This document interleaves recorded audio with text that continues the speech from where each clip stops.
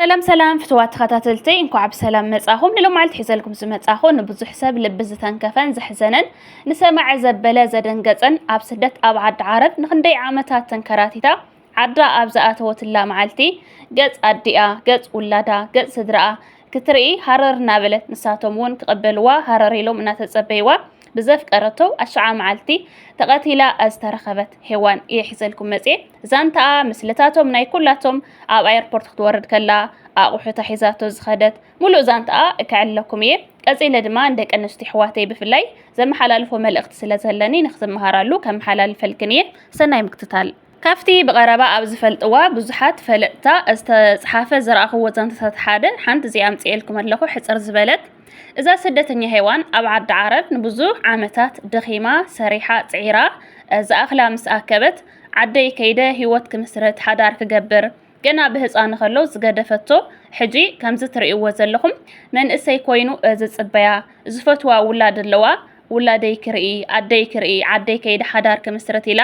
ኣብ ዝወሰነትሉ ሰዓት ከምቲ ኩሉ ስደተኛ ዝገብሮ ንውላዳን ንወለዳን ዓዲ ክትመጽእ ከም ዝኾነ ተዛሪባቶም ንሳቶም እውን ብሰላም ምጽልና ኢሎም ብናፍቆት ድሕሪ ክንደይ ዓመት ዝናፍقዎ ገጽ ውላዶም ዝናፍቆ ገጽ ወላዲቱ ክሪኡ حرر إلهم ناتتصبيو خلو نزي بإمو نبزح عمتات تدراولو زنبرت يفكرنيو يأمننيو إلا تأمنو زنبرت أفكارني روا نزف كاري أدما عدخت متصخم زخونة تنقرمو نسو دما قدم بيت السبان قدم ولادان نسو كقبلا كم زدلي يأمنا بدحريو تأمنو نسو أو ايربورت أو أدي سابا قبلا خلو نافتي تخاريو حيزوو زنبر غزاك وسدا كم زخونة أو كتحدر أو كتعرف كم زخونة أمينوا نسادما بطعم سلة أمنو سلة تفكرو آميناتو ناب ولدا خي كدت ولدا خي تقبلوا كلو نسو كاب عدي سابا أب ايربورت يقبلا مالتيو بدحريو كمز ترئيو وزلهم نابزا تخاريو زحازا غزا يوسدا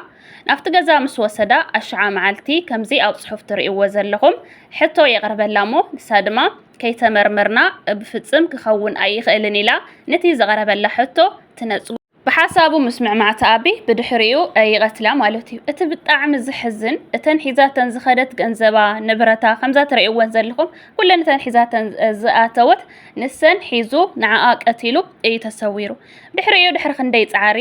ናይ ብናይ አዲስ አበባ ፖላዊስ ድሕሪ ክንደይ ጻዕሪ ተታሒዙ ኣለ ሕጂ እቲ ብጣዕሚ ልብ ዝተንክብ ከምዚ ትርእይዎ ዘለኹም እዛ ገዛ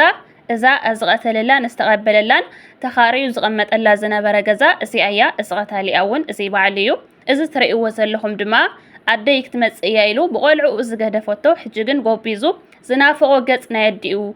كرئي زنافقا اديو نخرئي زصبه زنبر ولادا اسي ادما ادي ايا እዚ ኣድማ ኣብ ኤርፖርት ወሪዳ ዘባዓል ተጻዕዳ ትርእይዋ ዘለኹም ኣብ ኤርፖርት ኣብ አዲስ አበባ ክትወርድ ከላ እሰስ ኣለቶስ እልዩ እዚ ድማ እናተቀበላ ከሎ ንሱ እዩ እዚ ምልክት ገይረሉ ዘለኹ ብጣዕሚ እዚ ሕዝን ልብ ዝትንክፍ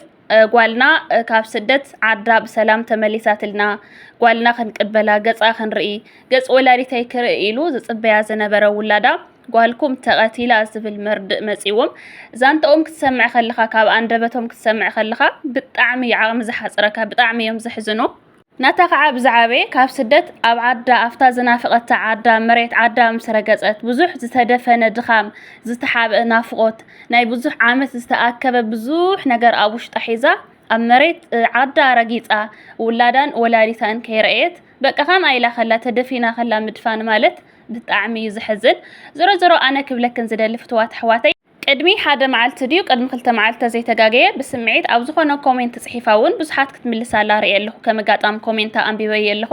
ብውሽጢ ብመሰንጀር ዝሓፈትለይ ንዓመታት ተደራራቢ ከቢድን መሪርን በደላት ዝወርዳ ዝነበረ ንምንታይ ጓል ኮይነ ተፈጢረ ንምንታይ እዚ ዝወርደኒ ዘሎ በደል ይወርደኒ ንምንታይ እዚ ዝቕበሎ ዘለኹ ስቃይ ንኽቕበል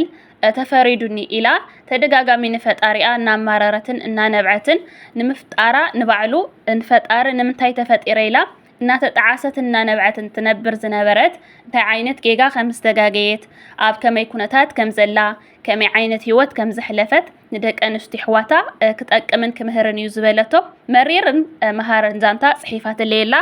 ሕጂ ክትውስነ ዘለዋ ውሳነ ወሲና ንእሽተይ ዘይተዓፀወ ነገር ስለ ዘለዋ ንሱ ምስ ዓፀወት እቲ ክትጅምሮ ዝሓሰበት ምስ ጀመረት ምስ ደልደለት ብክልተ እግራ ጠጠው ምስ በለት ካብቲ ፅሒፋትለይ ዘላ ዛንታ ዝተረፋውን መሊኣ ክትፅሕፈለይ ሞ ከምቲ ዝበለትኒ ንብዙሓት ኣሕዋታ ክትመሃራሉ ቪድዮ ክሰርሐልክን እየ ብሓፈሻ ግን ክብለክን ዝደሊ ብዙሓት ኣለኽን ካብ ስደት ካብ ዓዲ ዓረብ ተመሊስክን ሓዳር ክትገብራ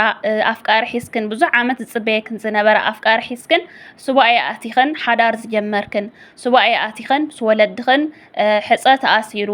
ምስ ወለድኽን ተማኺርክን መርዓ ተገይሩ ቅድሚ ሓዳር ምግባርክን ቅድሚቲ ኣፍቂረኪሉ ዓመታት ዝፅበየክን ወዲ ቅድሚ ንሱ ናብ ሂወትክን ምቕባልክን ብሱባኤ ትቕበላ ብጣዕሚ ጠንካራታትን ጥንቁቓትን ለባማትን ስደተኛታት ኣሕዋተይ ስለ ዘለኽን ኣነ ንባዕለይ ብዙሕ እየ ዝምሃር ብውሽጢ ፅሕፋለይ ብዙሓት ኣለዋየን ሓንቲ እውን ኣብ ቅድሚ 2 መዓልቲ ድዩ ገለ ኣብ ዩቲዩብ ዝረኣኽዋ ሓንቲ ዘማሪት ትግራወይቲ ኣፍቂረኪሉን ብዙሕ ዓመታት ዝልምና ዝነበረ ወዲ ሕቶ ፍቅሩ ንክትቅበሎ ሱባኤ ኣትያ ከም ዝተቐበለቶ ተርእየ ብዙሕ ተማሂረላ ኣለኹ ኣብዚ ሕጂ ሰዓት ኣይኮነን ዶ ከምዚ ሓፍትና ብሚድያ ፈሊጠዮ ብኢሞ ተደዋዊለዮ ብዙሕ ጥዑማት ቃላት ተዛሪቡኒ ተስፋ ሂቡኒ ምሒሉለይ ጥሒሉለይ ኢልካ ቅድሚ ናብ ወለድኻ ቅድሚ ናብ ቤተሰብካ ወለድኻን ቤተሰብካን ሰብ ዘይፈልጦ ኣፍቃሪ ተቀዳዲምካ ናብኡ ምኻድ ብጣዕሚ ይዘስግእ ኣይኮነን ብሚድያ ትፈልጦስ ብኣካል ትፈልጦ ወዲ ዓድኻ መተዓቢትካ ጎረቤትካ ንባዕሉ ከምዚ ሕጂ ንሰምዖ ዘለና ኣስጋእ ሰዓት እዩ እቲ ሰብ ንሕና መልሓሱ ጥራሕ ኢና ንሪኦ ልቡ እንታይ ይሓስብ እንታይ ዓይነት ተሓሳስባ ኣለዎ ብሓቂ ድዩ ዘፍቅረና ወላስ ንዓና ንኽጎድእ ንዓና ንኽብለፅ ንዓና ንጥቕሚ ድዩ ዝቐርበና ንኽቐትለና ድዩ ዝቐርበና እንታይ ዓይነት ተሓሳስባ ከም ዘለዎ ኣይንፈልጥን ስለዚ ዓዲ ተሓዊስዎ ወለዲ ተሓዊሶምዎ ሰብካ ዝፈልጦ ንባዕሉሲ ሱባኤ ከይኣትኻ ተደጋጋሚ ከይፀለኻ ብጸሎት ንፈጣሪ ከይሓተትካሲ ናብ ሂወትካ ክትቅበሎ ይብልካን ሓዳር ክትምስረተ ይብልካን ኢለይ ኣነ ዝኣምን ምክንያቱ ሰብ ተጨኻኺኑ መዓልቲ መዓልቲ ቀቲልዋ ሰብኣያ ሎም መዓልቲ ተመርዒዩ ኣብ 4ይ መዓልቲ ቀቲልዋ መርዓት ቀቲልዋ ትሰምዕ ኣፍቃሪቱ ናይ ብዙሕ ዓመት ኣፍቃሪቱ ኣብ ሆቴል ቀቲልዋ ትሰምዕ ተቐቢሉ ቀቲልዋ ትሰምዕ ብፋስ ቆሪፅዋ ትሰምዕ ብጣዕሚ ዘስግእ እንደይ ዲያብሎስ ኣብ ሕልናና ዝነገሰሉ ተገዛእቲ ሰይጣን ኣምለኽ ሰይጣን ዝኾናሉ ሰዓት እዩ ስለዚ ሰብ መልሓሱ ጥራሕ ርኢኽን ወለድኽን ብዘይፈልጥዎ ሰብ ዘይተሓወሶ በይንኽን ኣይትኺዳ ተጠንቅቓ እየ ክብለክን ዝደሊ ንዛ መዋቲት ስደተኛ ሄዋን እግዚአብሔር ኣምላኽ መንግስተ ሰማያት የዋርሳ ንቤተሰባ ድማ ጽንዓት ይሃቦም ክብል እየ ዝደሊ ኢሎም መዓልቲ ዝነበረትና ጻንሒት እዚኣ እያ ትመስል ኣብ ቀጻሊ ቪድዮ ክስጋዕ ንራኸብ ስስናይ ንዓኹም ባይ ባይ